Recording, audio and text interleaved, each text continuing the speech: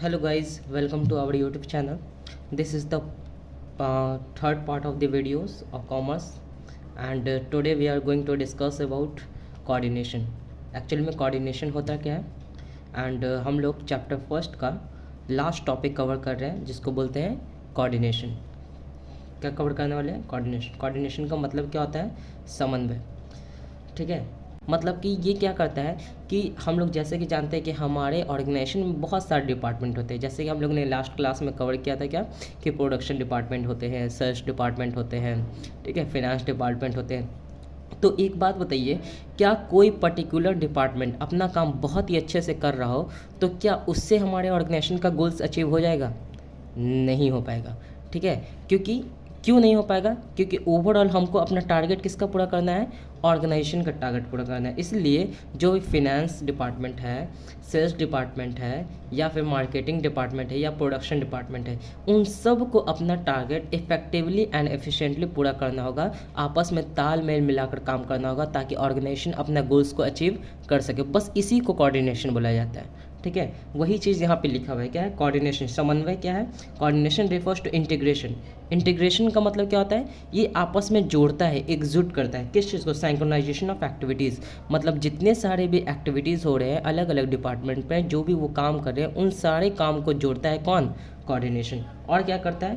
Activities हो गया, efforts जो भी वो लगाते हैं, जो ह्यूमन रिसोर्सेज है, एम्प्लॉयज़ है, अपने ऑर्गेनाइजेशन के टारगेट को अचीव करने के लिए जितने सारे भी एफर्ट्स हैं, एक्टिविटीज़ काम करते हैं, उन सबको एकजुट करने का काम कौन करता है? कोऑर्डिनेशन करता है। And resources of various department और individuals. Resources of various department और इंडिविजुअल करने का मतलब क्या कि हर एक डिपार्टमेंट में अलग एम्प्लॉयज़ काम कर रहे होते हैं, जो उस डिपार्टमेंट का क्या कहलाता है?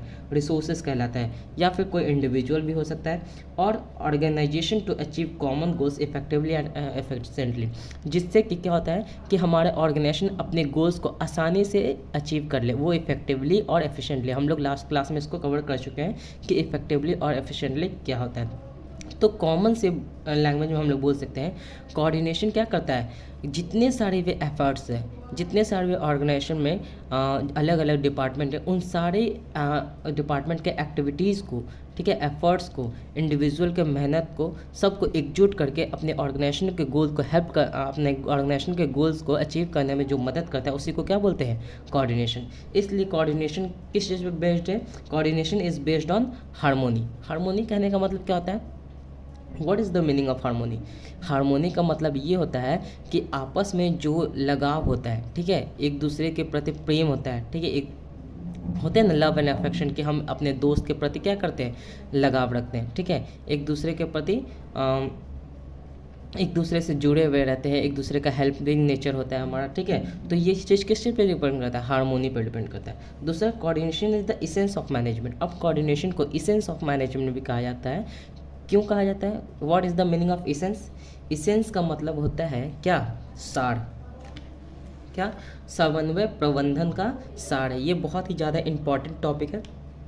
क्यों बोला जाता है सर? सपोज कीजिए हम लोग प्लानिंग में क्या क्या फंक्शन कर रहे होते हैं, क्या क्या काम कर रहे होते हैं प्लानिंग में? मतलब कि मैनेजमेंट में प्लानिंग कर रहे होते हैं, ऑर्गेनाइजिंग कर रहे होते हैं, स्टाफिंग कर रहे होते हैं, डायरेक्टिंग कर रहे होते हैं, और क्या कर रहे होते हैं? कंट्रोलिंग कर रहे होते हैं। तो क्या प्लानिंग का काम कोई इकलौता बंदा कर सकता है?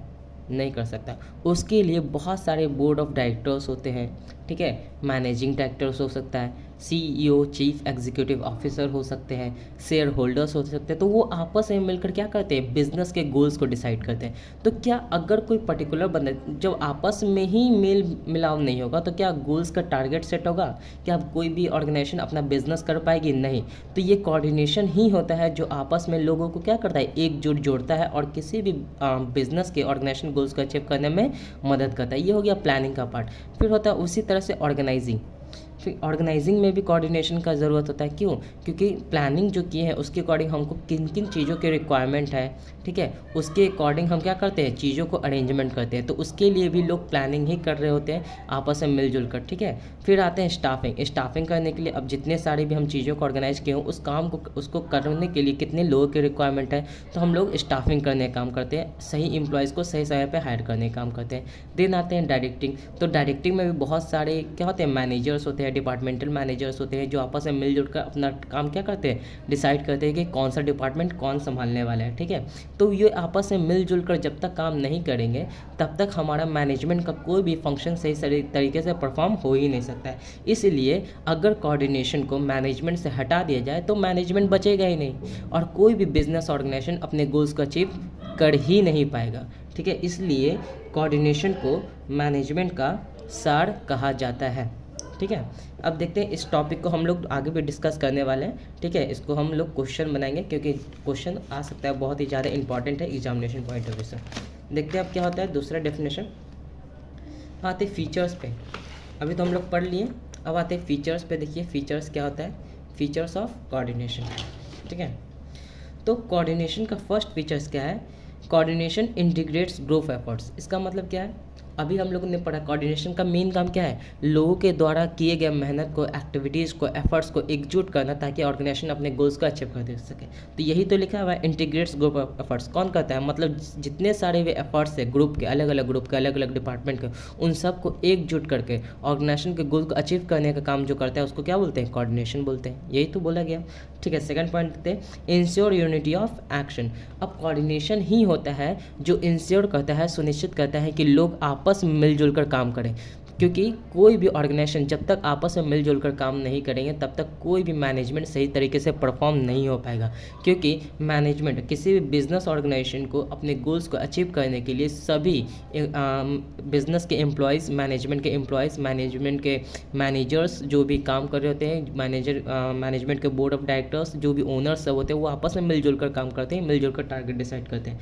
ठीक है, तो ये कोऑर्डिनेशन ही होता है, आपस में तालमेल ही होता है जो इंश्योर करता है उन सब के जो भी एक्शन है, ठीक है, जो भी उनके काम को है उनको एकजुट करना है। ठीक है, ताकि हम अपने जो भी बिजनेस ऑर्गेनाइजेशन है वो अपना गोल। तो आइए हम लोग कवर करते हैं फीचर्स ऑफ कोऑर्डिनेशन। मतलब कोऑर्डिनेशन क्या होता है, कैसा होता है, यही हम लोग अभी डिस्कस करने वाले। कोऑर्डिनेशन समन्वय की विशेषताएं क्या होती है। ठीक है, तो एक एक पॉइंट करके हम लोग देखेंगे कि कोऑर्डिनेशन कैसा होता है, क्या होता है।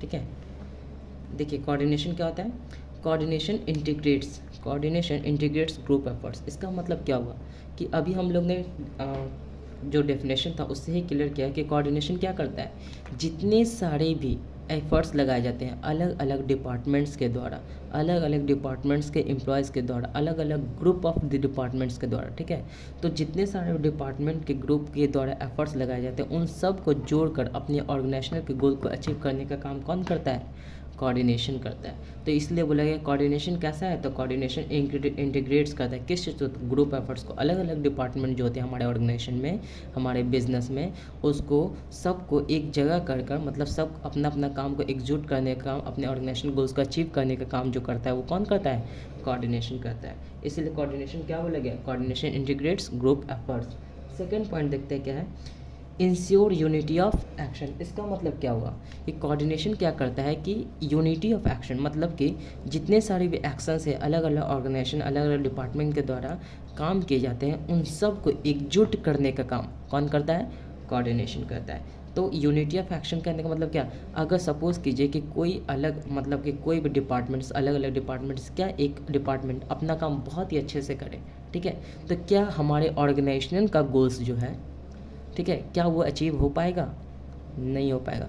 सपोज कि सेल्स डिपार्टमेंट है, प्रोडक्शन डिपार्टमेंट है, ठीक है, मार्केटिंग डिपार्टमेंट है, फिनांस डिपार्टमेंट है। सपोज कीजिए फिनांस डिपार्टमेंट बहुत ही अच्छा काम परफॉर्म किया, लेकिन प्रोडक्शन डिपार्टमेंट उस फिनांस का इस्तेमाल सही तरीके से नहीं किया, तो क्या ऑर्गेनाइजेशन अपना टारगेट अचीव कर लेगा, नहीं कर लेगा। तो सारे, मतलब जितने सारे डिपार्टमेंट्स हैं उन सब के एक्शन को, उन सब के काम को जोड़कर एकजुट करने का काम जो करता है, आपस में मिलजुल कर टारगेट अचीव करने का काम जो करता है वो कौन करता है, कोऑर्डिनेशन करता है। ठीक है, नेक्स्ट पॉइंट पे आते हैं, कंटिन्यूस प्रोसेस। अब देखिए हम लोग ने पहला ही चैप्टर में कवर किया था क्या, management is a continuous process, और अभी हमने क्या पढ़ा कि coordination is the essence of management. ठीक है, टॉपिक याद रखें, coordination is the essence of management. तो जब मैनेजमेंट कंटिन्यूस प्रोसेस में है, उसको बार बार करने की रिक्वायरमेंट है, तो क्या कोऑर्डिनेशन नहीं होगा, बिल्कुल होगा। तो कोऑर्डिनेशन भी क्या होगा, कंटिन्यूअस वे में ही होगा, क्योंकि ऐसा क्या हो सकता है कि एक बार तालमेल मिला दे या एक बार बोल दे आपस में जो मिलजुल कर रहो काम करो, तो क्या ऐसा होने वाला है? नहीं होने वाला है। उसको बार बार इम्प्लीमेंट करना पड़ेगा। मैनेजर्स को ये ध्यान रखना पड़ेगा कि आपस में लोग एम्प्लॉयज़ क्या करे, आपस में डिस्प्यूट्स ना करे, लड़ाई झगड़ा ना करे, ऑर्गेनाइजेशन का इन्वायरमेंट जो है वो सही तरीके से बना रहे। तो क्या होगा, इसके लिए ये चीज़ की रिक्वायरमेंट है। परवेसिव फंक्शन, परवेसिव फंक्शन का मतलब क्या होता है कि मैनेजमेंट क्या है, हर जगह अवेलेबल है। हर जगह अवेलेबल होने का मतलब क्या, हर जगह अवेलेबल होने का मतलब क्या, कि जैसे कि हम लोग देखते हैं अभी हमने देखा मैनेजमेंट के बहुत सारे फंक्शंस थे, planning, organising, staffing, directing, controlling, ठीक है। तो ये सीक्वेंस में काम करता है। तो मैनेजमेंट में पहला फंक्शन क्या था, प्लानिंग। तो प्लानिंग क्या एक लोग करते हैं? नहीं, बहुत सारे लोग मिलकर करते हैं, जैसे board of directors, chief executive officers, share holders, ठीक है, और भी president, vice president, managing director, ठीक है। तो ये सारे मिलकर क्या करते हैं, प्लानिंग करते हैं, ठीक है। तो प्लानिंग में भी क्या है, कोऑर्डिनेशन इन्वॉल्व है। उसी तरीके से ऑर्गेनाइजिंग में इन्वॉल्व है, स्टाफिंग में इन्वॉल्व है, डायरेक्टिंग में इन्वॉल्व है, ठीक है। तो जितने सारे भी फंक्शन हम मैनेजमेंट है वो सब में क्या है, कोऑर्डिनेशन इन्वॉल्व है। इसलिए इसको क्या बोला गया, परवेसिव फंक्शन बोला गया। हर जगह कोऑर्डिनेशन क्या होगा, बिजनेस के फंक्शन में, मैनेजमेंट के फंक्शन में इन्वॉल्व है, ठीक है। नेक्स्ट पॉइंट कहते हैं रिस्पॉन्सिबिलिटी ऑफ ऑल मैनेजर्स। इसका मतलब क्या होता है कि कोऑर्डिनेशन मतलब आपस में जो शांति है या आपस में लगता है कि तालमेल बने रहना चाहिए, एक एम्प्लॉयज़ एक दूसरे के हेल्प करते रहना चाहिए। तो ये रिस्पॉन्सिबिलिटी जो होती है वो किसकी होती है, एक मैनेजर्स की होती है कि हमारे ऑर्गेनाइजेशन में जितने सारे भी एम्प्लॉयज़ हैं, जितने सारे भी ह्यूमन रिसोर्सेज है, वो आपस में जो काम कर रहे हैं वो आपस में मिलजुल कर करें, मतलब कि आपस में डिस्प्यूट्स ना करें, लड़ाई झगड़ा ना करें, ताकि क्या हो, लोग अपना काम सही तरीके से परफॉर्म कर पाए, ऑर्गेनाइजेशन के गोल को अचीव करने में क्या करें, हेल्प करें, ठीक है। तो क्या है, कोऑर्डिनेशन क्या है, रिस्पॉन्सिबिलिटी। किसकी रिस्पॉन्सिबिलिटी है, तो मैनेजर्स की रिस्पॉन्सिबिलिटी है। ये क्वेश्चन अक्सर एग्जाम में पूछ लिया जाता है MCQ में कि coordination is the responsibility of, तो बोला जाता है एम्प्लॉयज़, मैनेजर्स, और भी अलग अलग ऑप्शन दे देंगे आपको, तो क्या बोलेंगे आप, मैनेजर्स, ठीक है।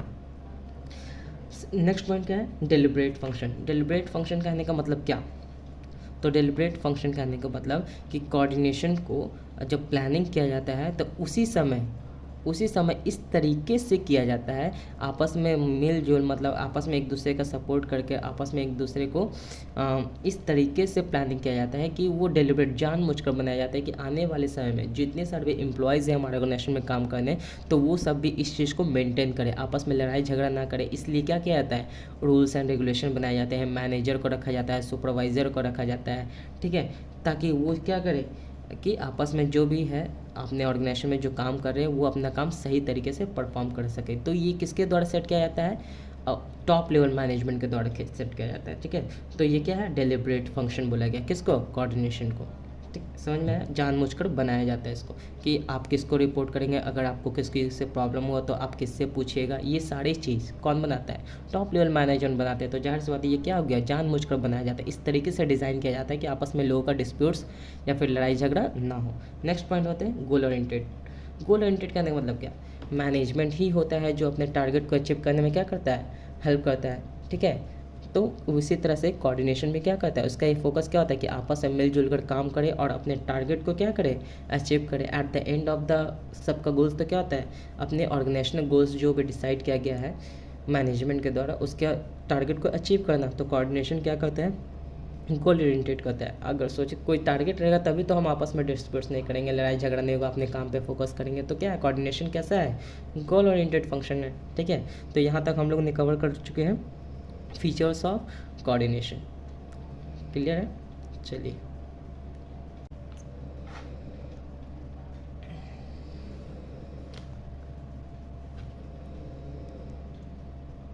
ठीक है, तो कोऑर्डिनेशन क्यों ज़रूरी है, एक टॉपिक यहाँ पे आते हैं। तो कोऑर्डिनेशन क्या कहता है, help in achieving organisational goals. जाहिर सी बात है कोऑर्डिनेशन ही होगा जो हेल्प करेगा अपने ऑर्गेनाइजेशन के गोल्स को अचीव करने में। सोचिए ना, किसी भी ऑर्गेनाइजेशन में अगर लड़ाई झगड़ा होगा, आपस में तालमेल नहीं रहेगा, प्लानिंग सही से नहीं होगा, ऑर्गेनाइजिंग सही से नहीं होगा, स्टाफिंग सही से नहीं होगा, तो क्या कोई भी बिजनेस ऑर्गेनाइजेशन अपना टारगेट अचीव कर पाएगा, बिल्कुल भी नहीं कर पाएगा। तो कोऑर्डिनेशन ही है जिसके वजह से हम लोग क्या करते हैं, टारगेट अपना अचीव करते हैं, गोल्स अचीव करते हैं, जो भी ऑर्गेनाइजेशन गोल्स डिसाइड किया जाता है, ठीक है। सेकंड पॉइंट क्या है, इम्प्रूव एफिशिएंसी एंड इफेक्टिवनेस। मतलब इसका मतलब क्या होगा कि कोऑर्डिनेशन जब आपस में बना रहेगा तो लोग अपने काम पे फोकस करेंगे, और अपने काम पे फोकस करने के साथ साथ उस काम में क्या होंगे, वो एक्सपर्ट हो जाएंगे। वही दूसरी ओर देखिए कि अगर कोऑर्डिनेशन नहीं होगा, आपस में लड़ाई झगड़ होगी, कोई अपने काम पे फोकस नहीं करेगा, तो क्या वो अपने काम में एक्सपर्ट हो सकता है? बिल्कुल भी नहीं हो सकता है। तो इसलिए कोऑर्डिनेशन क्या करता है, इम्प्रूव करता है किस चीज़ में, एफिशिएंसी में। किसी भी काम को परफेक्ट करने में जो हेल्प करता है वो कौन होता है, कोऑर्डिनेशन होता है, ठीक है। अब कोऑर्डिनेशन आपस में भी लगा रहेगा तो लोग, दोस्त, कलीग्स जो है आपस में एक दूसरे का हेल्प करेंगे। किसी को कुछ नहीं आएगा तो आपस में एक दूसरे को बता देंगे कि देखो इस तरीके से करो, बहुत ही अच्छा तुम्हारा काम होने वाला है। तो ये भी बहुत ही ज़्यादा इम्प्रूवमेंट होता है, जो ऑर्गेनाइजेशन के लिए बहुत ही ज़्यादा बेनिफिशियल होता है, ठीक है। नेक्स्ट पॉइंट करते हैं, इंकरेज टीम स्पिरिट। अब जाहिर सी बात है, जब लोग क्या करेंगे, आपस में मिलजुल कर रहेंगे, ठीक है, एक दूसरे का हेल्प करेंगे, तो टीम स्पिरिट मतलब एक टीम में काम करने में जो मज़ा आता है, या फिर जो काम करने में जल्दी होता है, या फिर एक दूसरे का हेल्प करके जो काम करने में मजबूती आती है, वो किसी भी चीज़ में नहीं आती है, ठीक है। सपोज कीजिए, इसीलिए बोला जाता है कि एक दिमाग, मतलब सोचिए प्लानिंग कर रहे हैं, कोई इकलौता इंसान प्लानिंग कर रहा है और दो लोग मिलकर प्लानिंग कर रहे हैं, तो कौन ज़्यादा अच्छा प्लानिंग कर सकता है? जाहिर सी बात है, दो लोग दो परसेप्शन सोचेंगे, दो अलग अलग थिंकिंग तरीके से वैसे सोच सकते हैं, और दोनों मिलकर एक कंक्लूजन पे आएंगे जो बहुत ही ज़्यादा बेनिफिशियल होगा ऑर्गेनाइजेशन के लिए। तो उसी के लिए क्या करता है, ये इंकरेज करता है क्या, टीम एफर्ट, ठीक है। वो टीम को, मतलब कि टीम के थ्रू अपने गोल्स को अचीव करने में बहुत ही ज़्यादा हेल्पफुल होता है, ठीक है। नेक्स्ट पॉइंट क्या है, ensure optimum utilisation of resources. इसका मतलब क्या हो गया कि हमारे पास जितने सारे भी रिसोर्सेज अवेलेबल है, उसका सही तरीके से इस्तेमाल करने के लिए हमारा आपस में कोऑर्डिनेशन होना बहुत ही ज़्यादा ज़रूरी होता है। बिना कोऑर्डिनेशन का आप जितने सारे भी रिसोर्सेज है ऑर्गेनाइजेशन में, उसका सही तरीके से इस्तेमाल नहीं कर पाइएगा। इसीलिए आपस में तालमेल बना के रखना, आपस में एक दूसरे का पॉइंट समझना, ठीक है, फिर कंक्लूज़न पे आना। उसके बाद हम क्या कर सकते हैं, अपने जितने सारे रिसोर्सेज है उसका बिल्कुल सही तरीके से इस्तेमाल कर सकते हैं, ऑप्टिमाइज तरीके से इस्तेमाल कर सकते हैं। देखिए यहाँ पे एक चीज़ डिस्कस करने वाला है, एक होता है ऑप्टिमाइज़, क्यों बोला, एक जगह हम लोग यूज़ करते हैं मैक्सिमम यूटिलाइजेशन ऑफ रिसोर्सेज, ठीक है, एक होता है मिनिमम यूटिलाइजेशन ऑफ रिसोर्सेज, और इन दोनों के बीच का जो होता है उसको बोलते हैं ऑप्टिमम यूटिलाइजेशन ऑफ रिसोर्सेज। मतलब रिसोर्सेज में तो हमारे ह्यूमन रिसोर्स भी आता है। अब सपोज कीजिए किसी एम्प्लॉयज़ की काम करने की क्षमता 8 घंटा है, अब हम उनको 12 घंटा काम करवाएंगे, तो क्या वो काम में एफिशिएंट होगा? बिल्कुल वो बोर हो जाएगा और काम छोड़कर भागने के चक्कर में लग जाएगा, ठीक है। तो इसीलिए ना हम उससे ज़्यादा काम लें और ना ही कम काम ले, इतना काम ले जितना उसकी पोटेंशियल है, जितनी उसकी क्षमता है, ठीक है। तो इसलिए बोला गया कि आपस में लोग मिलकर ये इंश्योर करते हैं कि जितने सारे भी रिसोर्सेस हमारे ऑर्गेनाइजेशन में अवेलेबल है उसका सही तरीके से इस्तेमाल होना चाहिए। तो ये कौन इंश्योर करता है? कोऑर्डिनेशन इंश्योर करता है। क्लियर है? अब क्या बोल रहा है, फिफ्थ पॉइंट, प्रमोट्स इनोवेशन। अभी हम जस्ट बताएं कि आपस में कोऑर्डिनेशन रहेगा तो लोग क्या करेंगे, एक दूसरे का पॉइंट ऑफ व्यू समझेंगे, ठीक है, एक दूसरे के कॉन्सेप्ट को समझेंगे कि सामने वाला क्या कहना चाह रहा है। तो वही चार लोग जब आपस में मिलकर डिस्कशन करते हैं कोई भी चीज़, तो क्या होगा, अलग अलग परसेप्शन नहीं लगेगा, अलग अलग प्लानिंग करेंगे, अलग अलग डिसीजन लेंगे, उसके बाद सब मिलकर कोई किसी डिसीजन पे आएंगे, ठीक है। तो क्या होगा, नए नए आइडियाज़ जनरेट होंगे, क्योंकि सबके सोचने का तरीका क्या होता है, अलग होता है। तो ये कौन इंश्योर करता है, इनोवेशन कैसे आएगा? तो जाहिर सी बात है कोऑर्डिनेशन ही होता है जो अलग अलग इनोवेशन करने में क्या करता है, मदद करता है। क्योंकि सब अलग अलग सोचते हैं, आपस में मिलकर कोई डिसीजन लेंगे तो लोगों का अलग अलग परसेप्शन एक पॉइंट पे आकर क्लियर होगा और नया इनोवेशन क्या कर सकता है, हेल्प कर सकता है किसी भी ऑर्गेनाइजेशन को अपने टारगेट को अचीव करने में, ठीक है। लास्ट पॉइंट है essential for growth and expansion. अब जाहिर सी बात है इस कोऑर्डिनेशन क्या है, प्रबंधन का सार है। अब बताइए कोई ऑर्गेनाइजेशन है जो आपस में बहुत ही ज़्यादा मेल मिला कर चलता है, मतलब आपस में बहुत ज़्यादा सब एम्प्लॉयज़ एक दूसरे का हेल्प करके चलते हैं, मैनेजर एक दूसरे का सपोर्ट करते हैं, उसके बाद क्या करते हैं कि एक दूसरे की कमी को सुधारने का प्रयास करते हैं, ठीक है, और एक दूसरे की बातों को समझते हैं, एक दूसरे के पॉइंट ऑफ व्यू को समझते हैं। तो बताइए कौन से ऑर्गेनाइजेशन को ज़्यादा ग्रोथ और एक्सपेंशन होने के चांसेस है? जाहिर सी बात है जो एक दूसरे की चीज़ों को समझेंगे, एक दूसरे के परसेप्शन को समझेंगे, उसके बाद डिसीजन लेंगे, उनके ज़्यादा चांसेस हो जाएंगे। ना कि जो एक दूसरे से लड़ाई कर रहे हो या डिस्प्यूट्स कर रहे हो, एक दूसरे को काम करने नहीं दे रहे हो, तो वो ऑर्गेनाइजेशन कभी भी ग्रोथ नहीं करने वाला है। इसीलिए कोऑर्डिनेशन क्या करता है, ग्रोथ और एक्सपेंशन करने में बहुत ही ज़्यादा इंपॉर्टेंट रोल प्ले करता है। It is one of the importance of management, ठीक है, क्या, कोऑर्डिनेशन। तो कोऑर्डिनेशन के बिना कोई भी चीज़, मैनेजमेंट का कोई भी फंक्शन परफॉर्म करना पॉसिबल ही नहीं है, ठीक है। तो यही चीज़ आज हम लोग का टॉपिक कवर हो चुका है। हमने कवर किया definitions of coordination and features of coordination and importance of